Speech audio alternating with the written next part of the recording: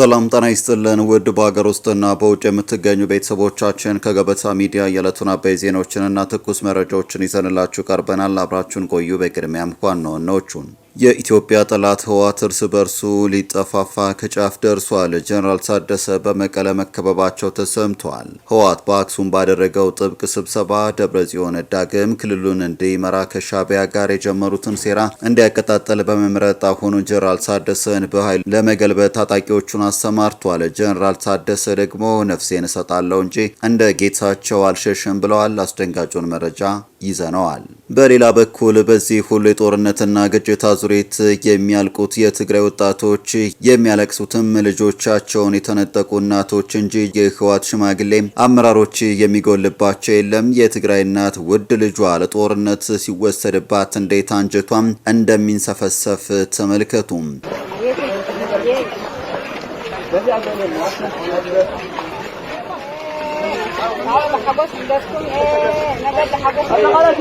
በህወሓት ሽማግሌዎቹ ተነድተው ወደ ጦር ሜዳ የሚገባው የአብዛኛው ወጣት መጨረሻ ደግሞ ይህ ነው።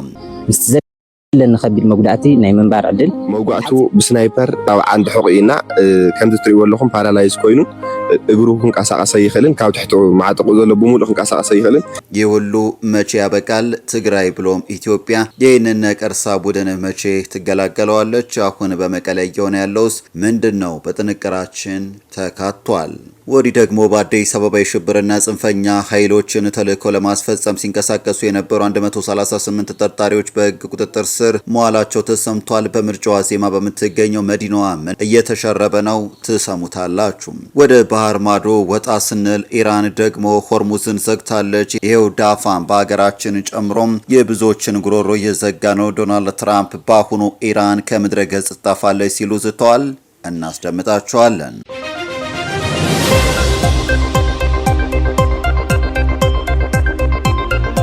ቻናሉን ሰብስክራይብ፣ ቪዲዮ ላይክ በማድረግ እስከ ፍጻሜው አብራችሁ እንድትቆዩም በአክብሮት እንጠይቃለን። ወደ ቀዳሚ ጉዳያችን እናመራለን። የኢትዮጵያ ጠላት ህወሓት እርስ በርሱ ሊጠፋፋ ከጫፍ ደርሷል። ጀነራል ታደሰ በመቀለ መከበባቸው ተሰምቷል። ህወሓት በአክሱም ባደረገው ጥብቅ ስብሰባ ደብረጽዮን ዳግም ክልሉን እንዲመራ ከሻዕቢያ ጋር የጀመሩትን ሴራ እንዲያስቀጥል በመምረጥ አሁን ጀነራል ታደሰን በኃይል ለመገልበጥ ታጣቂዎቹን አሰማርቷል። ጀነራል ታደሰ ደግሞ ነፍሴን እሰጣለሁ እንጂ እንደ ጌታቸው አልሸሽም ብለዋል።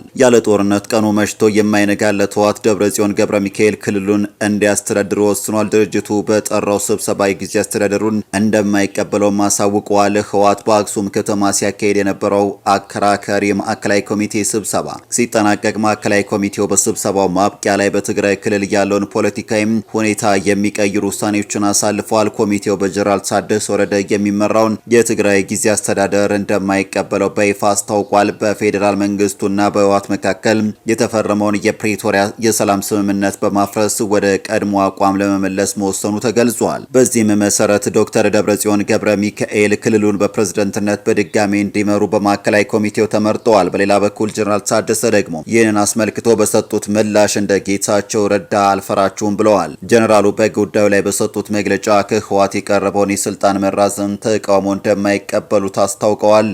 ስልጣን አልቀበልም ማለት መብት ነው ያሉ ጀነራሉ አንተም እንዳትቀበል የሚለውን ግን እንደማይቀበሉ ገልጸዋል። ከህወሓት ብርቱ ተቃውሞ የገጠማቸው ጀነራል ታደሰ እንደ ቀድሞ አለቃቸው ጌታቸው ረዳም ትግራይን ለቀው እንደማይሸሹም ገልጸዋል። ጀነራሉ በመግለጫው ትግራይ ውስጥ ሆነው እንደሚታገሉና ወዴትም እንደማይሄዱ በመግለጽ ለተቃዋሚዎቻቸው ቁርጡን ወቁት ብለዋል። በአንጻሩ ህወሓት በማዕከላዊ ኮሚቴው የወሰነውና ደብረጽዮንን ዳግም የማንገስ ስትራቴጂ ለማስፈጸም ለታማኝ ወታደሮቹ ስምሪት ሰጥቷል።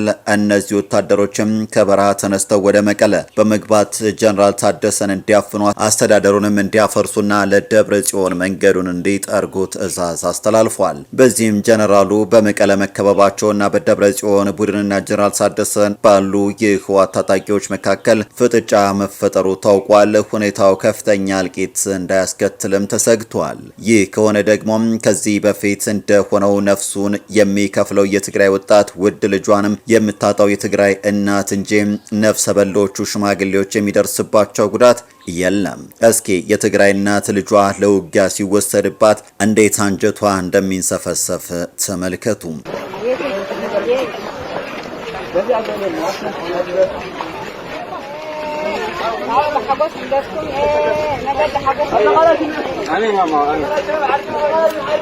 በህወሓት የጦርነት አባዜና በሰው ነፍስ የመነገድ የዘላለም ስራ ተነድተው ወደ ግንባር የሚገቡ አብዛኞቹ ታጋዮች መጨረሻ ደግሞ ይህ ነው።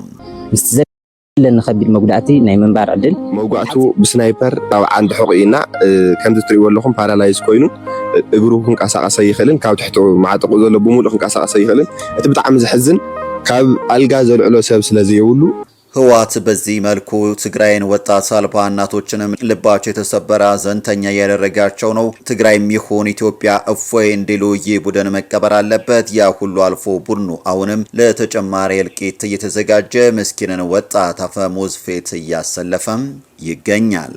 በቀጣይ መረጃችን በአዲስ አበባ ሽብርና ጽንፈኛ ኃይሎችን ተልዕኮ ለማስፈጸም ሲንቀሳቀሱ የነበሩ 138 ተጠርጣሪዎች በሕግ ቁጥጥር ስር መዋላቸው ተሰምቷል። በምርጫ ዋዜማ በምትገኘው መዲናዋ ምን እየተሸረበ ነበር? ፍላጎታቸውን በኃይል ለማስፈጸም ታጥቀው በጫካ ከሚንቀሳቀሱ የሽብርና ጽንፈኛ ኃይሎች ጋር ግንኙነት በመፍጠር የኢትዮጵያን ሰላምና ደህንነት ለማወክ እንዲሁም መጪውን 7ኛው ጠቅላላ ምርጫ ለማደናቀፍ ስምሪት ወስደው ሲንቀሳቀሱ የነበሩ 138 ተጠርጣሪዎች በሕግ ቁጥጥር ስር መዋላቸውን የብሔራዊ መረጃና ደህንነት አገልግሎት አመላክቷል። የአገልግሎት መስሪያ ቤቱ መግለጫ እንዳመላከተው በተለያዩ የሀገራችን አካባቢዎች የጥፋት ስምሪት ወስደው ሲንቀሳቀሱ በነበሩት ተጠርጣሪዎች ላይ በጥብቅ ዲሲፕሊን የመረጃ ክትትል ሲደረግባቸው ቆይቶ ከፌዴራልና ከክልል ጸጥታ አካላት ጋር በመቀናጀት ከሚያዝያ 9 ቀን 2018 ጀምሮ በተሰራ ኦፕሬሽን በቁጥጥር ስር ውለዋል።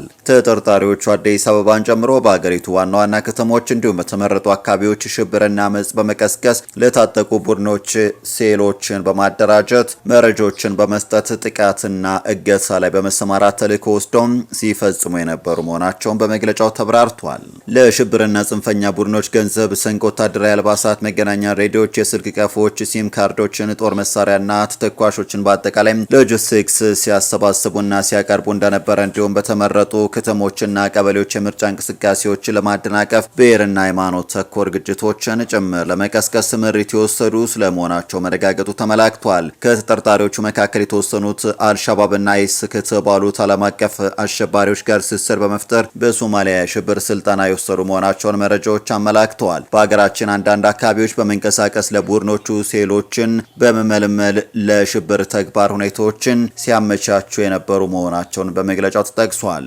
በተጨማሪም በኦፕሬሽኑ በቁጥጥር ስር ከዋሉ ተጠርጣሪዎች መካከል በህገወጥ የጦር መሳሪያ ዝውውር ላይ በመሰማራት ለሽብርና ለጽንፈኛ ቡድኖች ትጥቅና ተተኳሽ በማቅረብ የሀገራችን የጸጥታ ሁኔታ ለማባባስ ጥረት ሲያደርጉ የነበሩ ናቸው። እንዲሁም በህገወጥ የሰዎች ዝውውርና የኮንትሮባንድ ንግድ ላይ በመሰማራት የኢኮኖሚ አሻጥር በመፍጠር በመሰረታዊ ፍጆታ ምርት አቅርቦት ላይ እጥረት እንዲፈጠር ሲሰሩ የነበሩ መሆናቸውም ተረጋግጧል።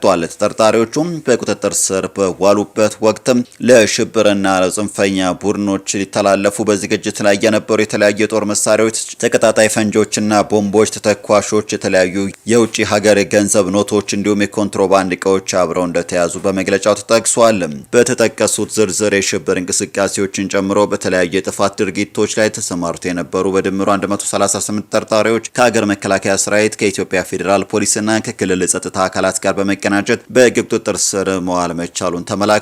የብሔራዊ መረጃና ደህንነት አገልግሎት የሽብርና የጥፋት ቡድኖች ድብቅ ፍላጎት ለማክሸፍና የግንኙነት መረባቸው ለመበጣጠስ ተጨማሪ ክትትሎችንና ጥናቶችን እያደረገ እንደሆነ በተለይም መጪው ሀገራዊ ምርጫ ያለምንም የጸጥታ ችግር እንዲካሄድ አስፈላጊውን ቅድመ ዝግጅት ማጠናቀቁን ገልጿል። ህብረተሰቡም ይህንን በመረዳት የተለመደውና ቀና ትብብርና ተሳትፎ በማድረግ መሰል የጥፋት ድርጊቶችን በመጠቆም ከአገልግሎት መስሪያ ቤቱና ከመላው የሀገራችን የጸጥታ ኃይሎች ጎን እንዲቆም ጥሪ አቅርበዋል።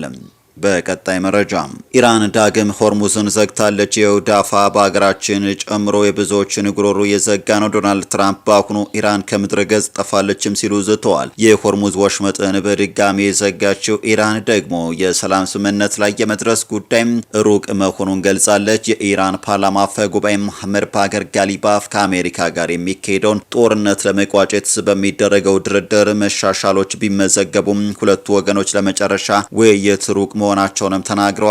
የኢራንን ተደራዳሪ ቡድን የመሩት ጋሊባፍ ባለፈው ሳምንት በፓኪስታን ተገኝተው ከምክትል ፕሬዝዳንት ጄዲ ቫንስ እና ሌሎችም የአሜሪካ ልዑካን ጋር ንግግር አድርገው ነበር። ይህ ንግግር ያለ ስምምነት የተቋጨ ሲሆን ቀጣዩ ዙር ድርድር መቼ እንደሚካሄድ እስካሁን ቁርጥ ያለ ቀን አልተቀመጠለትም። ከዚህ ንግግር በኋላ ፕሬዝዳንት ዶናልድ ትራምፕ በሆርሙዝ ወሽመጥ በኩል ወደ ኢራን ወደቦች የሚደረጉ ጉዞዎችን አግደዋል። ኢራን ከጦርነቱ መጀመር ወዲህ ዘግታም የቆየችውን ወሳኙን የባህር መተላለፊያ ከከፈተች በኋላም የአሜሪካ እግድ ጸንቶ እንደሚቆይ ትራምፕ ተናግረዋል። በዚህ ያልተደሰተችው ኢራን ትናንት በድጋሚ ወሽመጡን ዘግተዋለች። የኢራን ፓርላማ አፈ ጉባኤም ጋሊባፍ ትናንት በመንግስት ቴሌቪዥን ጣቢያ በተላለፈ ንግግራቸው አሜሪካ የጣለችውን እግድ የተሳሳተ ግምገማና ውሳኔ ሲሉም ጠርተውታል። እገዳውን የማያነሱ ከሆነ በወሽመጡ በኩል የሚደረግ ጉዞ በእርግጠኝነት እንደሚገደብ ተናግሬ ነበረም ብለዋል። አሁንም ቢሆን ወሽመጡ በኢራን ቁጥጥር ስር እንደሚገኝም ገልጸዋል። ለ2 ወይም 3 ቀናት ያህል አሜሪካ ሆነ ብላ ከበባ ፈጽማለች። ከበባ ምን ማለት ነው? ሁሉም ሰው ይመጣል ይሄዳል፣ ኢራን ግን አትጓዝም ማለት ነው። እንዴት ያለ የሞኝና የድንቁርና ውሳኔ ነው ሲሉ በጠንካራ ቃላትም ተችተዋቸዋል። አሜሪካ በሆርሙዝ ወሽመጥ ላይ የተጠመዱ ፈንጆችን የማጽዳት ዘመቻ ማካሄድ እንደማትፈልግ የተናገሩት ጋሊባፍ ኢራን በጽናት በመቆም አሜሪካን ተጋፍጣለች ብለዋል። ይህንን እቅድ እንደ የተኩስ አቁም ስምምነት ጥሰት ነው የቆጠርነው። እንዲህ አይነት እርምጃ የሚወስዱ ከሆነ ጥቃት እንደሚፈጸምም ተናግሬ ነበር ሲሉ አቋማቸውን ገልጸዋል። ጋሊባፍ ጦርነቱ ከተጀመረ ወዲህ ከኢራን መንግስት ውስጥ መዋቅር ቁልፍ ሰው ሆነው የወጡ ፖለቲከኛም ናቸው። ባለፈው ሳምንት ኢራንና አሜሪካ በኢስላማባድ ባደረጉት ንግግር ላይም የቴህራንን ልዑክ መርተዋል። ፕሬዝዳንት ትራምፕ የኢራን ጦር የሆርሙዝ ወሽመጥን ዳግመኛ መዝጋቱን ካስታወቀ በኋላ በሰጡት ምላሽ ቴህራን ልታስፈራራን አትችልም ብለዋል። ለረጅም ዓመታት እንዳደረጉት የሆርሙዝ ወሽመጥን ለመዝጋት ይፈልጋሉ ሲሉ ለጋዜጠኞች የተናገሩት ትራምፕ ሊያስፈራሩን አይችሉም ብለዋል። ትራምፕ ከኢራን ጋር በጣም ጥሩ ውይይት እየተካሄደ ነው በማለት ቴህራን ላለፉት 47 ዓመታት እንደነበሩት ለማታለል እየሞከሩ ነው። የኢራን ባለስልጣናት የሆርሙዝ ወሽመጥን ለመዝጋት ይፈልጋሉ ያሉት ትራምፕ አሜሪካን እንድታስፈራራ አንፈቅድም ብለዋል። አሜሪካ ጠንካራ አቋም ትወስዳለች ሲሉም አክለዋል። ፕሬዝዳንቱ አክለውም ኢራንን በሚመለከት በቀኑ መጨረሻ ላይም ተጨማሪ መረጃ እንደሚሰጡ ተናግረዋል። ኢራን የሆርሙዝ ወሽመጥን ዳግም መዝጋቷን ካስታወቀች በኋላ የኢራን አብዮታዊ ዘብ የነዳጅ ጫኝ መርከብ ላይ ተኩስ መክፈቱ ተሰምቷል። የኢራን አብዮታዊ ዘብ መሳሪያ የታጠቁ ጀልባዎች ነዳጅ ጫኝ መርከብ ላይ ተኩስ መክፈታቸውን የገለጸው የዩኬ የባህር ትራንስፖርት ማዕከል ነው። አብዮታዊ ዘቡ በነዳጅ ጫኝ መርከቡ ላይ የተኮሰ ቢሆንም የመርከቢቱ ሰራተኞች በደህና ሁኔታ ላይ መሆናቸውን ገልጿል። የእነዚህ ሀገራት ፍልሚያና ሽኩቻ ግን ኢትዮጵያን ጨምሮ ለተባባሰ ኑሮ ውድነትና ስቃይ እየዳረገ ይገኛል። ውድ ተመልካቾቻችን ለዛሬ ያዘጋጀንላችሁ አበይት ጉዳዮች እነዚህ ነበሩ። ገበታ ሚዲያን ሰብስክራይብ ያድርጉ። ጤና ይስጥልን።